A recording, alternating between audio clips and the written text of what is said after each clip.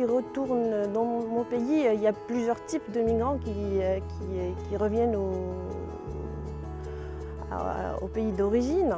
On trouve des migrants très qualifiés, comme on trouve des migrants très modestes en matière de compétences et de qualifications. Donc le traitement des de plusieurs types de migrants est différent.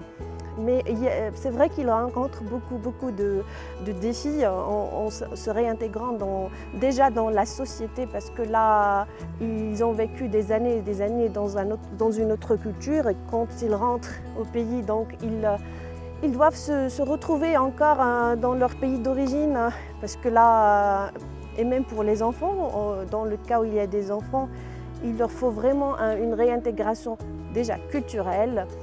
Il faut qu'ils apprennent la langue, il faut qu'ils intègrent le système scolaire, il y a beaucoup de défis. Les formations dont on pourrait avoir besoin, c'est dans ces 3 volets, mais il y a d'autres volets dont je vais citer tout à l'heure.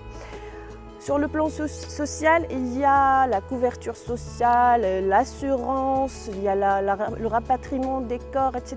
C'est tout un dossier très compliqué, et sachant que les Marocains, ils sont partout dans le monde, c'est vrai que les représentations diplomatiques jouent un rôle fondamental, mais il vaut mieux prévenir que guérir, comme on dit. Il faut bien se former pour faire face à toutes les doléances des Marocains du monde, à toutes les doléances des émigrés au Maroc. Il ne faut pas oublier maintenant que nous avons une stratégie nationale d'immigration et d'asile qui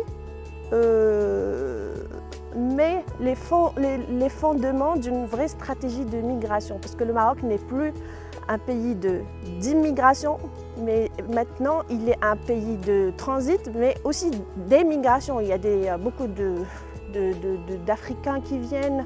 Il y a aussi, à cause des dernières crises en Syrie, en Libye, il y a énormément d'autres nationalités qui viennent s'installer au Maroc.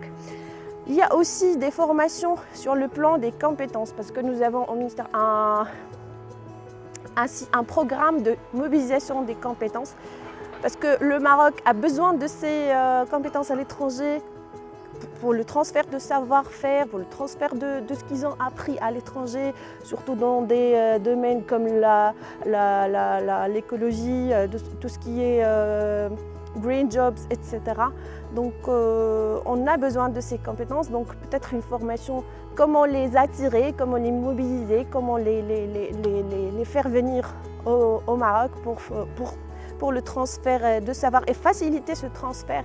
Et à travers, il y a des nouvelles technologies qui sont mises en place, il y a beaucoup de choses, il y a beaucoup de voies à franchir dans ce domaine. Bon, si je peux parler aussi des transferts de fonds, parce que, comme vous savez, le Maroc compte beaucoup sur les revenus de fonds en devises des Marocains résidant à l'étranger. C'est un élément très important dans l'économie marocaine. Bon, peut-être des formations sur comment investir, bien investir ces fonds, comment ne pas cacher cet argent dans les banques ou dans des bâtiments. Au lieu de faire ça, peut-être investir dans des secteurs précis et créer des emplois. C'est ça le challenge.